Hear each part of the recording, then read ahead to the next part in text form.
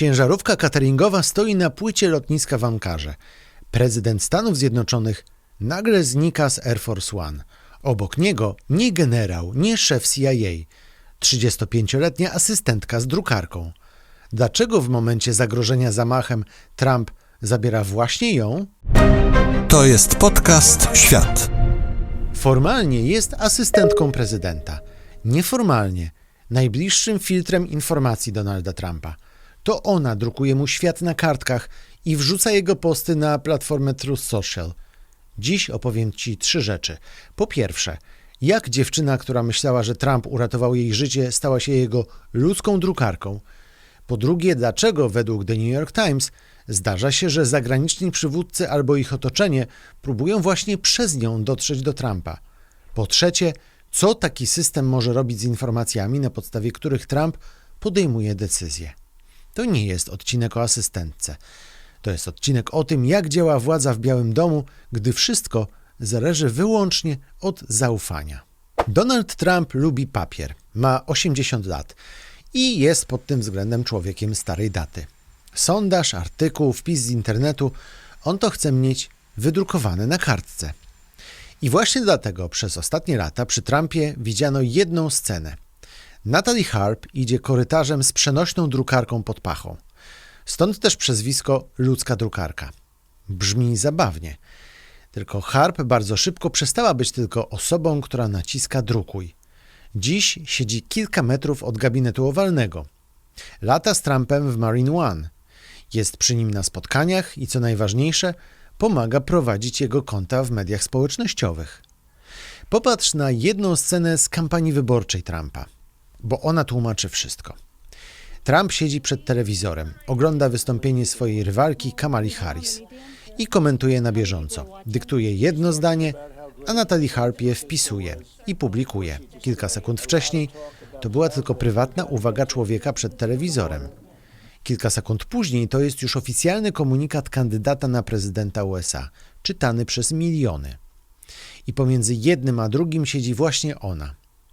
Ale to też działa w drugą stronę i ta jest nawet ważniejsza. Bo Natalie Harp nie tylko wysyła wiadomości od Donalda Trumpa, ona przynosi wiadomości do Trumpa. Artykuły, wydruki, screeny, rzeczy znalezione w sieci. Materiały podesłane przez ludzi, którzy chcą, żeby prezydent je zobaczył. I tutaj ta śmieszna drukarka przestaje być śmieszna.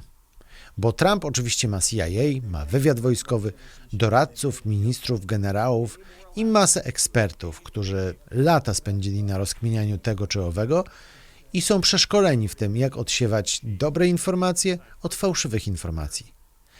Ale obok całego tego systemu ma też człowieka, który przez 12 godzin dziennie jest 3 metry od niego i może po prostu położyć mu kartkę na biurku.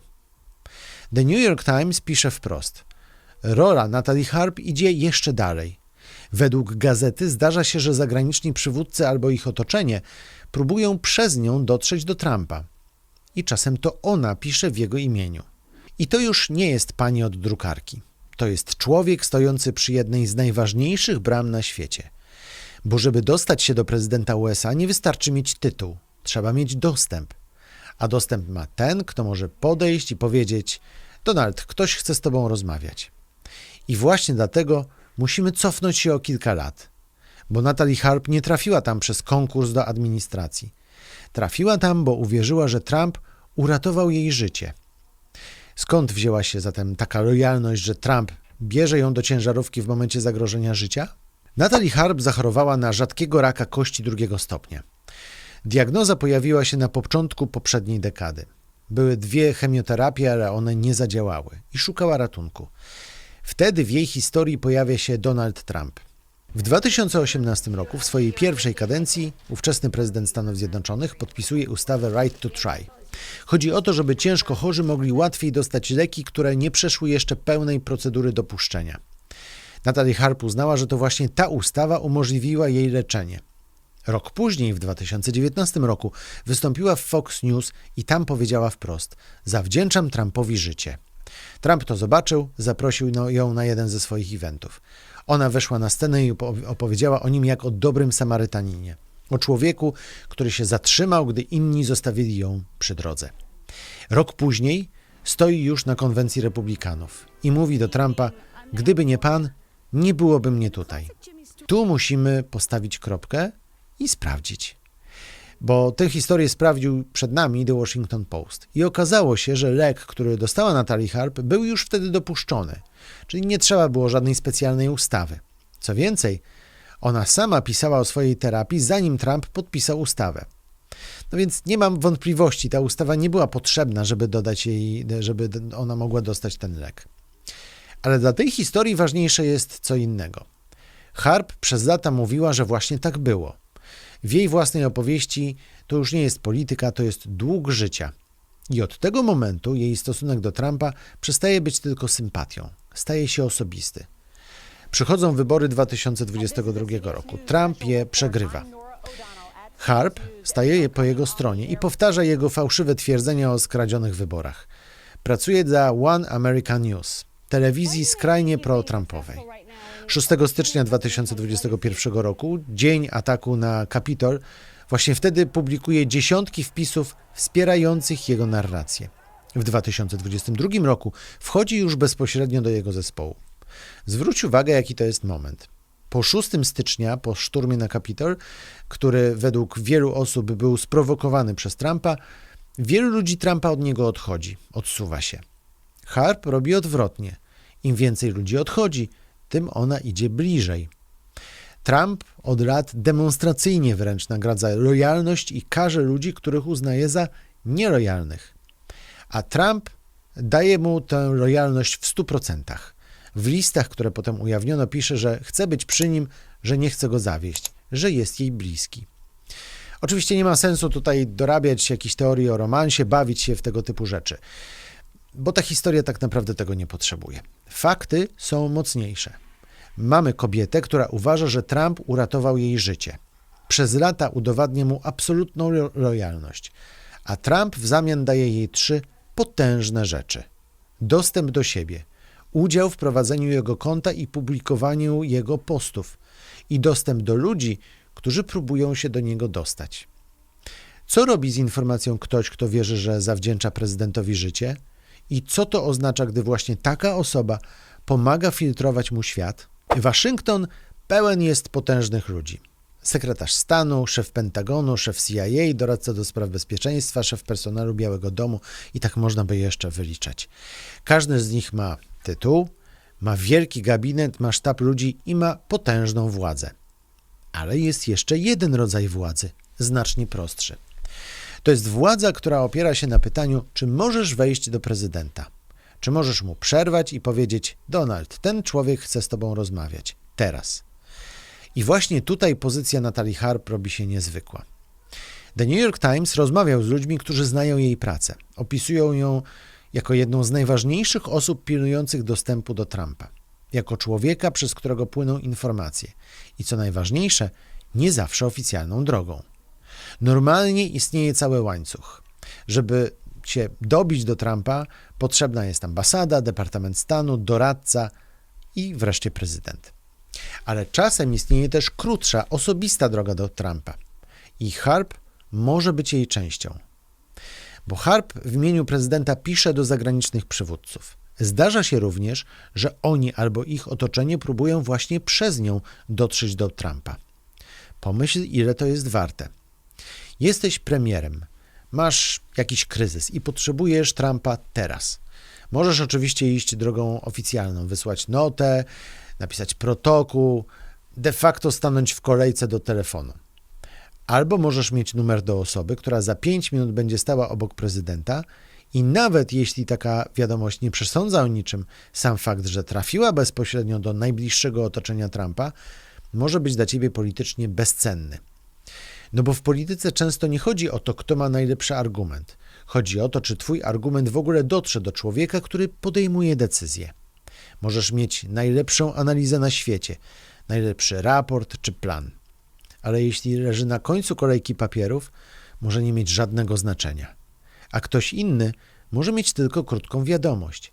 Ale jeśli to właśnie ta wiadomość trafia do człowieka stojącego obok prezydenta, to sytuacja wygląda już zupełnie inaczej. I to właśnie dlatego dostęp w Waszyngtonie jest walutą.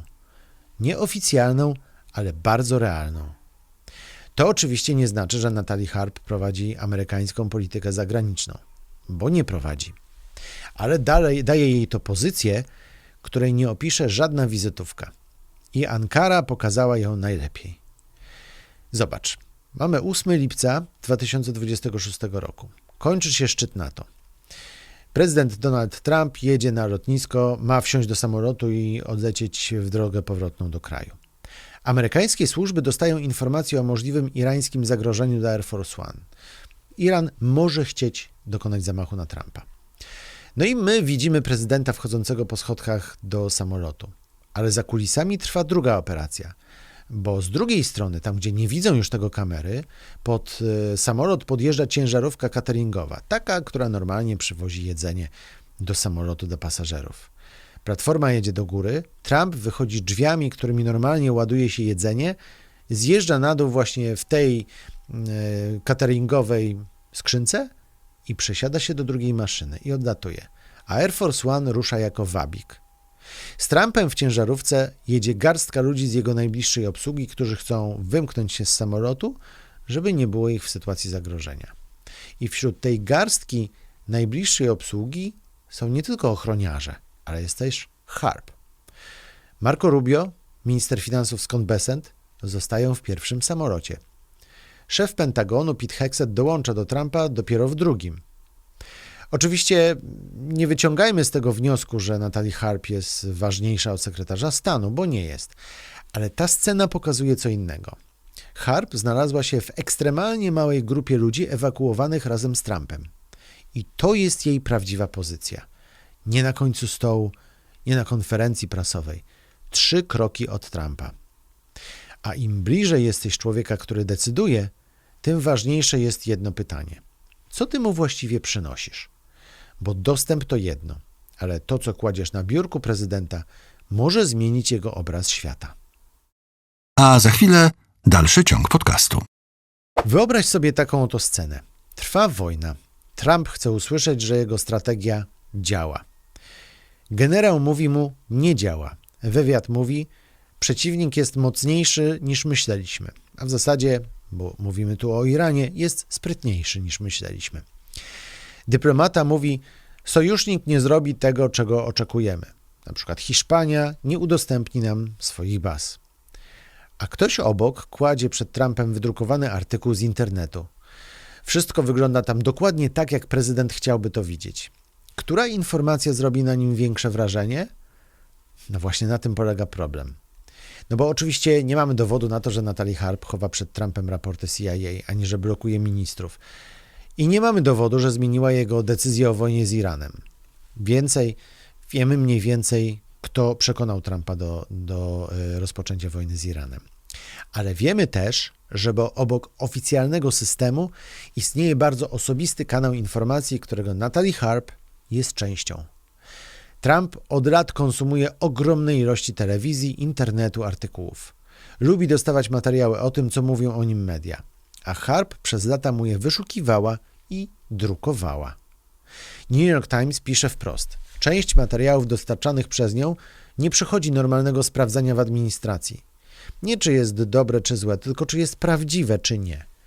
I część ludzi z jego otoczenia uważała niektóre z tych rzeczy za szkodliwe. Na przykład Harp dostarczyła Trumpowi m.in. materiał znaleziony w mediach społecznościowych, który przedstawiał Baracka i Michelle Obamów jako małpy. I Trump później opublikował to na swoim koncie. I właśnie tutaj przestajemy mówić tylko o teorii. Materiał krąży gdzieś w internecie, jest konkretny. Ktoś go znajduje, ktoś pokazuje go prezydentowi. A potem trafia na konto człowieka, którego słowa obserwuje cały świat. Pamiętasz, co się wtedy działo, kiedy Trump wpuścił ten materiał pokazujący Baracka Obamę jako małpę? Na głowę Trumpa posypały się gromy. To nie chodzi o to, że Trump sobie nic z tego nie zrobił. No ale sam fakt, że prezydent USA postuje takie rzeczy, mówi wiele. Oczywiście nie musimy wiedzieć, czy Natalie Harp powiedziała, panie prezydencie, proszę to opublikować. Tego nie wiemy. Ale sam fakt, że takie treści mogą przechodzić przez osobisty kanał do Trumpa, pokazuje, dlaczego ten system ma znaczenie. Oficjalne raporty przechodzą przez procedury. Ludzie siedzą nad nim tygodniami, czasami miesiącami, po to, żeby Wszystko, każde słowo było prawdziwe. Wiadomo, skąd pochodzi dana informacja, kto ją sprawdzał, kto bierze za nią odpowiedzialność. W internecie jest odwrotnie, bo jakaś treść może pojawiać się zupełnie znikąd. Jakiś film może być zmanipulowany, informacja może być wyrwana z kontekstu. Ktoś może coś napisać, siedząc sobie w toalecie i nie mając żadnej wiedzy na temat tego, co pisze. Zdarzało ci się to nieraz czytać coś takiego? Bo mnie tak. Obraz może być prawdziwy, ale podpis fałszywy. I właśnie dlatego normalny aparat państwa ma te wszystkie filtry. Nie po to, żeby prezydentowi utrudniać życie, tylko po to, żeby nie podejmował decyzji na podstawie różnych śmieci. A HARP funkcjonuje w środowisku, w którym obok oficjalnego raportu może pojawiać się także coś znalezionego przed chwilą w mediach społecznościowych. To jeszcze oczywiście nie jest niczym niezwykłym. Każdy polityk ogląda telewizję, czyta internet, dostaje wiadomości od znajomych. Różnica polega na skali. Donald Trump nie jest zwykłym politykiem. Jego jedno zdanie może wpłynąć na kurs dolara, na giełdę, na decyzję sojusznika, na oczekiwania wobec wojny. I dlatego człowiek, który pomaga wybierać informacje docierające do Trumpa, nie jest tylko kimś od papieru. Jest częścią środowiska, w którym prezydent buduje sobie obraz rzeczywistości. Oczywiście nie wiemy, czy HARP świadomie manipuluje Trumpem, ale problem jest tutaj znacznie prostszy. Osoba znajdująca się bardzo blisko prezydenta jest wobec niego jednocześnie niezwykle lojalna. A przy takiej władzy potrzebne jest też tarcie. Potrzebny jest ktoś, kto powie: nie, jest źle, panie prezydencie, to nieprawda, ten plan nie działa. Znasz taką metodę z sowieckiej armii, kiedy generałowie meldują temu najwyższemu generałowi, że wszystko działa, w praktyce nic nie działa, a ten generał nawet o tym nie wie, że wszystko nie działa. Żeby nie szukać daleko, zapewne Władimir Putin na początku rosyjskiej inwazji, kiedy rosyjskie czołgi grzęzły w ukraińskim błocie, dostawał informację, że żołnierzom na froncie idzie świetnie i nawet nie miał tego jak sprawdzić. Bo najbardziej wartościowa informacja dla przywódcy bardzo często jest właśnie tą, której najbardziej nie chce usłyszeć. I tu pojawia się ryzyko. W przypadku Trumpa jest ono szczególnie ciekawe, bo sam od lat pokazuje, jak wysoko ceni osobistą lojalność. Jeśli ludzie wokół niego wiedzą, że właśnie ona jest nagradzana, mogą częściej pokazywać mu to, co mu się spodoba, a rzadziej to, co go zdenerwuje. Nie muszą nawet kłamać. Wystarczy coś dużo prostszego. Jeden artykuł może nie zostać wydrukowany, inny wydrukowany od razu. Jedną wiadomość można przekazać teraz, a drugą zostawić na później. Jednego człowieka połączyć z prezydentem, drugiemu powiedzieć: spróbuj jutro. I nagle wpływ na to, jak wygląda wielka decyzja podjęta za zamkniętymi drzwiami, wygląda jak setki małych decyzji. Co pokazać, kiedy pokazać, komu pozwolić się przebić, co uznać za ważne. I to właśnie w tej historii jest najciekawsze, bo taka władza jest prawie niewidoczna. Tam nie ma podpisów, rozporządzeń, nie ma konferencji prasowych, a jednak może wpływać na to, jaki obraz świata zobaczy człowiek siedzący w gabinecie owalnym. Najpotężniejszy człowiek na kuli ziemskiej. I dlatego historia Natalii Harp jest większa niż historia jednej kobiety z drukarką, bo pokazuje, jak ogromne znaczenie ma człowiek, który stoi pomiędzy przywódcą a informacją, zwłaszcza gdy ten człowiek ma też udział w jego komunikacji. Bo Harp nie tylko podaje rzeczy Trumpowi, pomaga też wysyłać je na zewnątrz. Pisze posty, przekazuje wiadomości, kontaktuje go z zagranicznymi przywódcami. A według ustaleń amerykańskich mediów przez ponad rok pracowała przy Trumpie, choć nie przeszła standardowego procesu poświadczenia bezpieczeństwa. Czyli takiego procesu, kiedy kontrolują cię służby, no i kiedy służby w którymś momencie powiedzą: tak, ta osoba jest warta zaufania, może pracować przy prezydencie. Biały Dom mówi, że dzisiaj Natalie Harp już ma takie poświadczenie. I to jest charakterystyczne dla całej tej historii, bo najpierw Trump jej zaufał, potem formalny system próbował za tym zaufaniem nadążyć. Ale nadal pozostaje najważniejsze pytanie. Czy możemy wskazać decyzję, którą Natalie Harp zmieniła? Nie możemy. I właśnie dlatego teraz najważniejsze, bo wpływ nie zawsze wygląda jak rozkaz. W ostatnich tygodniach wokół Harp narosło mnóstwo mitów, że jest szarą eminencją, że kontroluje Trumpa, że mówi mu, co ma myśleć. Nie mamy wiarygodnego dowodu, że Natalie Harp zdecydowała o jakiejś konkretnej decyzji państwowej albo zablokowała informacje, które miały trafić do Trumpa. Więc nie możemy powiedzieć, że Natalie Harp rządzi Ameryką, bo to przesada. Ale to wcale nie znaczy, że jej pozycja jest nieważna, bo wpływ nie zawsze wygląda jak rozkaz. Czasem wygląda tak. Ktoś wysyła ci wiadomość, a ty wybierasz moment, podchodzisz do prezydenta, pokazujesz telefon i mówisz jedno zdanie i wychodzisz. Może Trump cię posłucha, może nie. Ale ogromna większość ludzi w Waszyngtonie nie ma nawet możliwości wypowiedzenia tego jednego zdania bezpośrednio prezydentowi. A ona ma. I właśnie dlatego dostęp ma wartość. Jeśli jesteś zagranicznym politykiem i wiesz, że Natalie Harp za chwilę będzie obok Trumpa, numer do niej ma ogromną wartość. Jeśli jesteś człowiekiem w administracji i chcesz, żeby Trump zobaczył konkretny artykuł, znajomość z Harp ma dla ciebie wartość. Jeśli chcesz wpłynąć na to, co Trump zobaczy albo komu odpowie, możliwość dotarcia do Harp ma ogromną wartość. I tu dochodzimy do czegoś znacznie większego. Bo Trump zawsze budował politykę bardzo osobiście. Nie ufa stanowiskom, ale ufa ludziom. A człowiek, któremu ufa, może mieć większy praktyczny dostęp niż człowiek z dużo ważniejszą wizytówką. To zresztą tłumaczy, dlaczego tak trudno zmierzyć władzę Natalie Harp. Bo gdyby była ministrem, moglibyśmy policzyć decyzje, podpisane dokumenty, budżet czy zakres kompetencji. Ale tutaj o niczym takim nie mówimy. Jej wpływ może pojawiać się już dużo wcześniej. Na etapie, na którym ktoś decyduje, czy dana informacja w ogóle znajdzie się na biurku Trumpa, albo czy konkretna osoba dostanie 5 minut jego uwagi. I to jest rodzaj władzy, którego nie widać na schemacie organizacyjnym Białego Domu. Ale politycy doskonale wiedzą, że istnieje. Dlatego od zawsze tak ważni byli sekretarze, doradcy, szefowie gabinetów, asystenci i ludzie od kalendarza.